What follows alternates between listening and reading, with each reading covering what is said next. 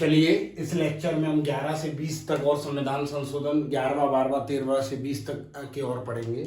तो 11वां संविधान संशोधन जो था 1962 में किया गया था। पहले ही पॉइंट ये बनता है कि ये कब किया गया, तो 1962 में। इसमें क्या किया गया था कि राष्ट्रपति या उपराष्ट्रपति का जो निर्वाचक मंडल है, अगर निर्वाचक मंडल में कुछ सदस्यों की रिक्तता है, मतलब कुछ सदस्य नहीं है, तो भी राष्ट्रपति का चुनाव करवाया जाएगा, उसको अवैध नहीं माना जाएगा।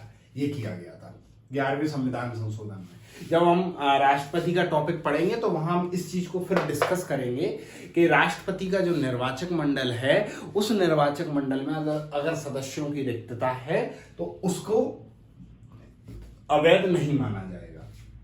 फिर 12वां संविधान संशोधन 1962, प्रथम अनुसूची में संशोधन किया गया और गोवा, दमन और दीव, इन तीनों को यूनियन टेरिटरी बनाया गया। क्या किया गया? 12वां संविधान संशोधन जब 1962 में हुआ तो गोवा, दमन, दीव तीनों को यूनियन टेरिटरी बनाया गया। फिर 13वां संविधान संशोधन भी 62 में हुआ। देखना 11वां, 12वां, 13वां ये तीनों 62 में हुए। नागालैंड को एक राज्य का दर्जा दिया गया, साथ ही उसको कुछ विशेष प्रावधान दिए गए, क्योंकि वहां की जनजाति, वहां की जलवायु जो क्षेत्र था वो भारत के अन्य क्षेत्रों से अलग था, तो उसे क्या किया गया, विशेष प्रावधान देते हुए एक राज्य का दर्जा दिया गया। फिर 14वां संविधान संशोधन 1963 में होता है और पुडुचेरी को भारत में शामिल कर लिया जाता है। पुडुचेरी पहले फ्रांस के पास था। पुडुचेरी पहले फ्रांस के टापू हुआ करते थे, लेकिन अब इसे भारत में शामिल कर लिया गया 1963 में 14वां संविधान संशोधन। फिर 15वां संविधान जो संशोधन था 1962 में हुआ। हाई कोर्ट के जो न्यायाधीश होते हैं, यानी उच्च न्यायालय के जो न्यायाधीश हैं, उनकी सेवा जो मुक्ति थी तो वो 60 से 62 कर दी। 60 से 62 कर दी, पहले 60 थी फिर 62 कर दी। तो हम 11, 12, 13, 14, 15 को पढ़ते हैं। अब इसके बाद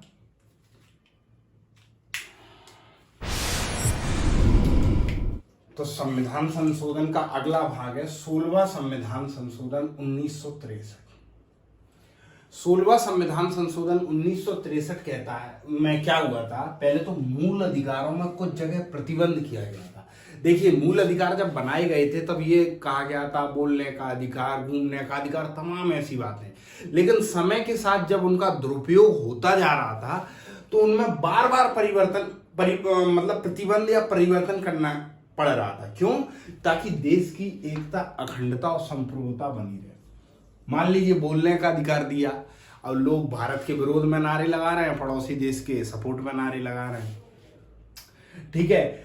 मान लीजिए घूमने फिरने का मौका दिया, ठीक है, तो अब मान लीजिए लोग ऐसी जगह घूम रहे हैं जो सेंसिटिव क्षेत्र है, जहां पर घूमना वैध है, तो इसलिए समय समय पर इसमें परिवर्तन लगाना आवश्यक ही था, जरूरी था, ठीक है। इसके साथ साथ 16वें संविधान संशोधन में 3री अनुसूची में क्या करा गया, शपथ में एक शब्द जोड़ा गया, मैं भारत की स्वतंत्रता व अखंडता बनाए रखूंगा।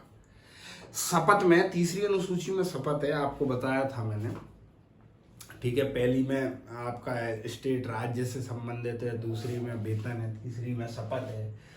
तो शपथ के साथ क्या जोड़ा गया, मैं भारत की स्वतंत्रता व अखंडता बनाए रखूंगा, ठीक है। इसके बाद 17वां संविधान संशोधन 1964 में होता है। इस संशोधन में संपत्ति के अधिकारों में संशोधन फिर किया गया। पहले संविधान संशोधन में किया, फिर यहां भी कर रहे हैं हम संपत्ति के अधिकार में संशोधन। 17वां संविधान संशोधन 1966 तथा यह संशोधन कर नवी अनुसूची में रखा गया। और नवी अनुसूची का किस्सा आप समझते हैं कि उसमें अगर कोई विषय रखा जाएगा तो वह न्यायालय में उसके खिलाफ सुनवाई नहीं की जा सकती। फिर 18वां संविधान संशोधन 1966 में होता है। 18वां संविधान संशोधन जब 1966 में होता है तो एक पंजाब राज्य होता है बहुत बड़ा, ये तो पंजाब राज्य क्या था, भाषाई आधार पर पहले इसका विभाजन किया गया और जो लोग पंजाबी बोलते थे उनको पंजाब मिला और जो लोग हिंदी बोलते थे उन्हें हरियाणा मिला और जो इसका पर्वतीय क्षेत्र था वो कहां दे दिया गया, हिमाचल प्रदेश को। जो पर्वतीय क्षेत्र, पंजाब और हरियाणा की संयुक्त राजधानी बना दी चंडीगढ़, जो अभी तक है, और चंडीगढ़ को क्या बना दिया, एक केंद्र शासित प्रदेश, ठीक है। 18वां संविधान संशोधन हो गया। फिर 19वां संविधान संशोधन 1966 में होता है। इसमें क्या किया गया, चुनाव आयोग के कुछ अधिकारों में परिवर्तन किया गया और ये कहा गया कि मतलब उच्च न्यायालय चुनाव याचिका सुन सकेगा। देखिए, इससे पहले उच्च न्यायालय चुनाव याचिका नहीं सुन सकता था, लेकिन उस समय की परिस्थिति ऐसी बनी कि चुनाव आयोग द्वारा कुछ ऐसी गतिविधियां हुई कि चुनाव आयोग में ही संशोधन करना पड़ा और कहा गया कि जो हाई कोर्ट है वो चुनाव याचिका सुन सकेगा। फिर इस लेक्चर का अगला संविधान संशोधन 20वां देखते हैं 1966 में, न्यायाधीशों से संबंधित है। ठीक है, ये संशोधन न्यायाधीशों से संबंधित है। तो इस तरीके से हमने 2 लेक्चरों में 1 से 20 तक संविधान संशोधन पढ़े। अब मैंने ये संशोधन बीच में इसलिए पढ़ाए हैं क्योंकि जब हम संविधान के अंत तक पहुंचेंगे तो ऐसे ऐसे बीच बीच में 2-2 लेक्चर से हम 5 से 6 लेक्चर में पूरे 100 संविधान को बहुत अच्छे से पढ़ लेंगे, ताकि संविधान संशोधन से संबंधित कोई भी क्वेश्चन आपसे छूटे ना। ठीक है, तो चैनल को लाइक शेयर सब्सक्राइब करिए और जैसे ही मैंने बोला, जैसे ही हमारे 1000 सब्सक्राइबर हो जाएंगे तैसे ही हम एक और नए विषय के साथ, ये तो चलेगा, इसके साथ नए विषय के साथ भी आएंगे जो मॉर्निंग में रहेगा और या तो हिस्ट्री का होगा या ज्योग्राफी का होगा। ठीक है, तो इस तरीके से संविधान संशोधन को यहाँ खत्म करते हैं।